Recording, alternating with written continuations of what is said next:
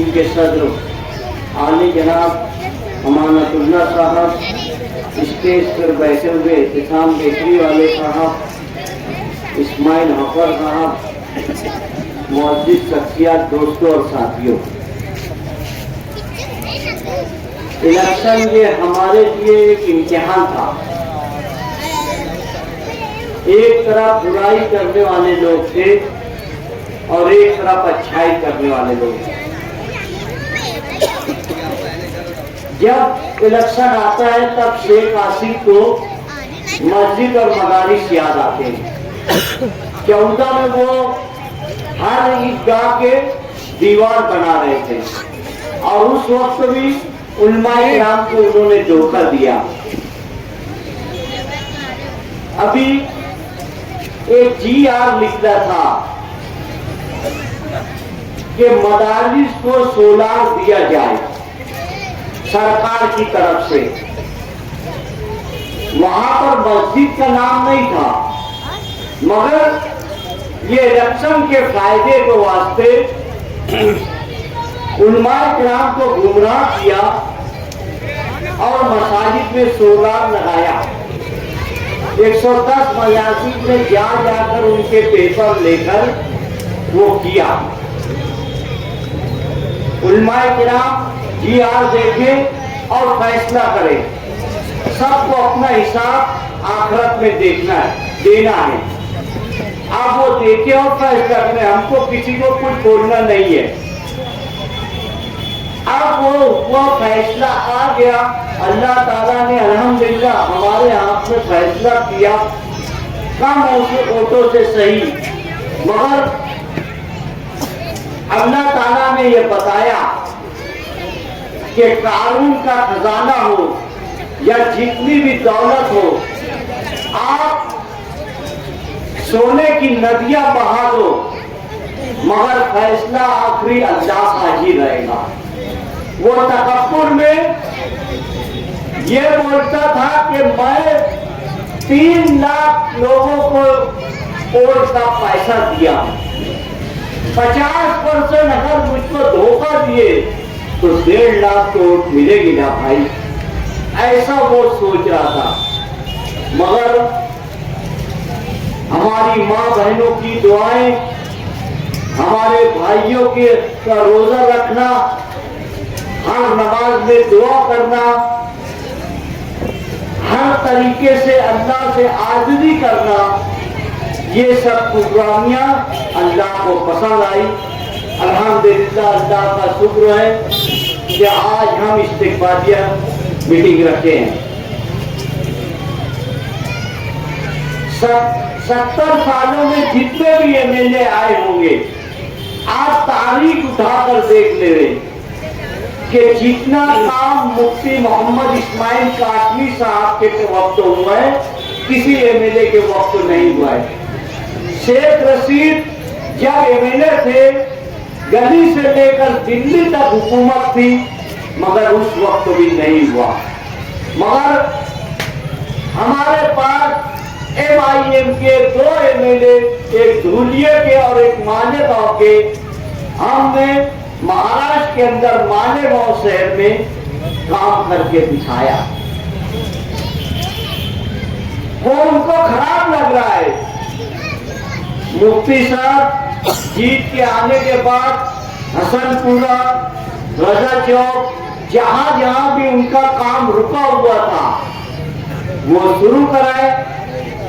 तो अब इनको ये दिख रहा है, कमिश्नर को ये बोल रहे हैं कि काम बराबर नहीं हो रहा है। मैं ये बोलता हूं कि शेख आसिफ जितना भी काम किए होंगे और हमारा काम जाकर देख ले, तुम्हारी नया इस्लाम पूरे में तुम्हारे लोग जो काम किए हैं वो खड्डा पड़ गया है। हमारी रोड जाकर देखें और इंशाअल्लाह ताला जितनी गारंटी है उतने दिन वैसे ही रहेगा। हम पैसा कमा के और खरीदने वाले नहीं हैं। हमारे पास हलाल रोजी अल्हम्दुलिल्लाह है। शेख आसिफ का क्या कारोबार है वो आप जाकर देखें। वो ये बोला कि मैं झील में से अभी 1 पाट पानी निकाला हूं, और उनके वालिद किसी जलसे में ये बोले कि मैं पिलखोर से फटी खमीज पहनकर आया था। तो इतनी दौलत कहां से आई भाई?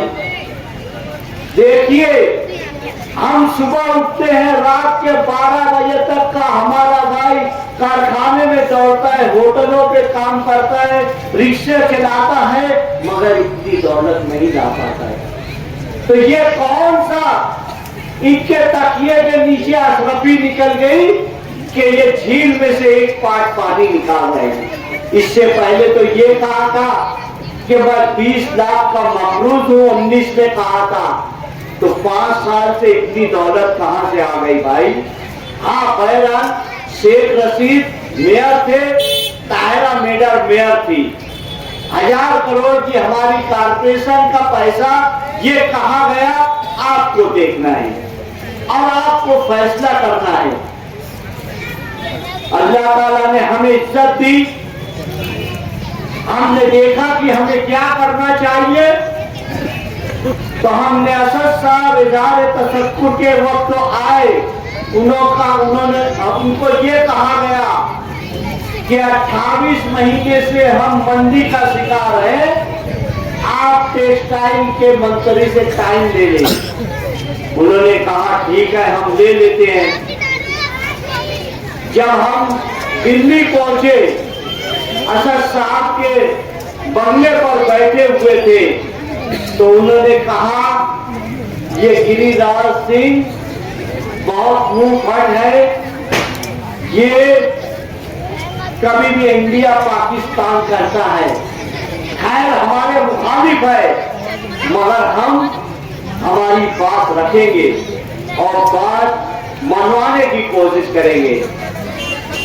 कोई भी मिनिस्टर हो का जब भी वक्त हो जाता है तो 5 मिनट तो 10 मिनट तो 15 मिनट से ज्यादा किसी से बात नहीं करता है। ये मिनिस्टर हमसे 5 घंटा बात किया कि आपका सूट कहां से आता है, आपका कपड़ा कहां जाता है, आप किस तरह से सूट खरीदते हैं, आपकी कपड़ा किसे बेचते हैं, आपको कहां से तकलीफ आ रही है। सब बात करते करते सेक्रेटरी की तरफ देखता था और उससे पूछता था। जब हम उसको बोलने की कोशिश करते थे तो वो बोलता था मैं सीख रहा हूं। ये हमारी बात से, हमारे लोगों की बात से वो सीख रहा था। बोले मैं 4 महीना हुआ है टेक्सटाइल में आया हूं, इससे पहले ये डिपार्टमेंट में नहीं था।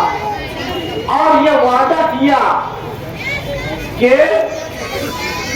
अब जब भी बजट बनेगा, आप लोग से मशवरा करके छोटे बुनकरों को, ब्रेन पावर रूम को फायदा हो, ऐसी पॉलिसी बनाने की कोशिश करेगा।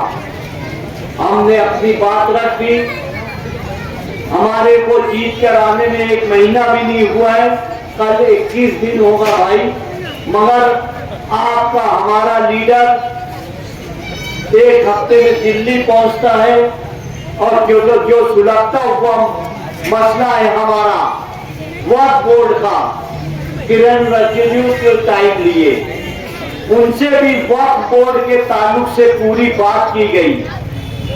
वो बात करते करते ये बोला कि 8 लाख एकड़ आप लोगों की जमीन है, अगर सरकार कोई मदद करके उन जमीनों पर ऐसा चीज बना दे जिससे मुसलमानों की जो पसंदगी है वो दूर हो। सच्चर कमेटी की जो रिपोर्ट है उसमें मुसलमान दलित से भी ज्यादा पिछड़ा हो गया है।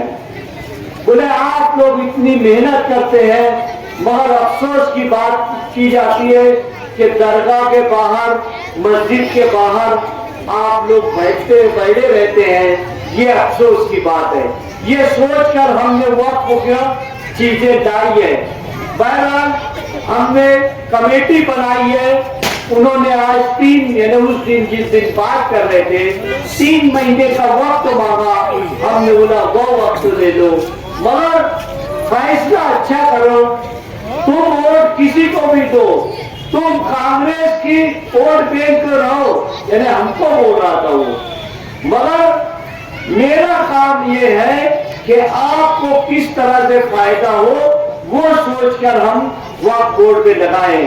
वो उसके दिल में क्या है या आरएसएस के दिल में क्या है, बीजेपी के दिल में क्या है, ये वक्त बताएगा। मगर हमारे मुंह पर ये ऐसी बात किया, वो भी हमको 5 घंटा टाइम दिया, वो तो छोड़ नहीं रहा था, हम खुद खड़े हो गए, ठीक है साहब। बहरहाल असदुद्दीन अवैसी साहब, मुफ्ती मोहम्मद इस्माइल साहब, जितना भी आप लोग काम ले सकते हैं वो काम लीजिए। हमसे जितनी कोशिश होगी शहर के मुसलमानों के लिए, शहर में जो काम है ऐसा बुनियादी काम हम करने की कोशिश करेंगे कि जिससे नस्लें याद रखेगी। बहरहाल हिंदुस्तान के मुसलमानों के लिए असद साहब लड़ते रहेंगे इंशाअल्लाह ताला।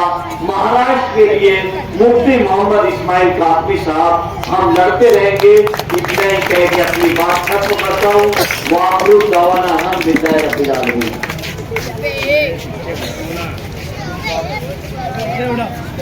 सदर अमानतुल्लाह पीर मोहम्मद साहब और माजिद हाजी सिराज भैया और स्टेज पे बैठे हुए तमामी मौजूद, ये एक इज़हार तशक्कुर और इस्तकबालिया मीटिंग है। ये इज़हार तशक्कुर 2 किस्म का है।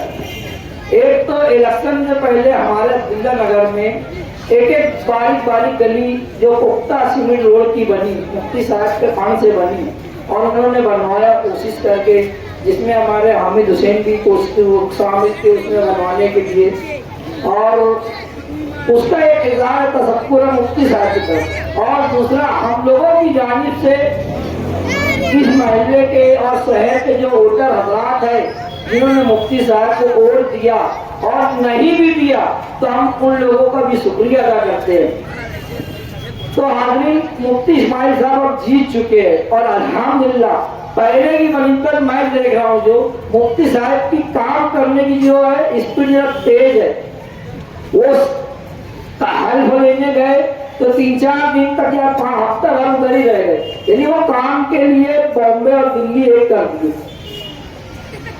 और ऐसा है कि अब काम बहुत सारे, क्योंकि हमारे पीछे जो गड्ढा है वो 40 साल पुराने सब गड्ढे हैं।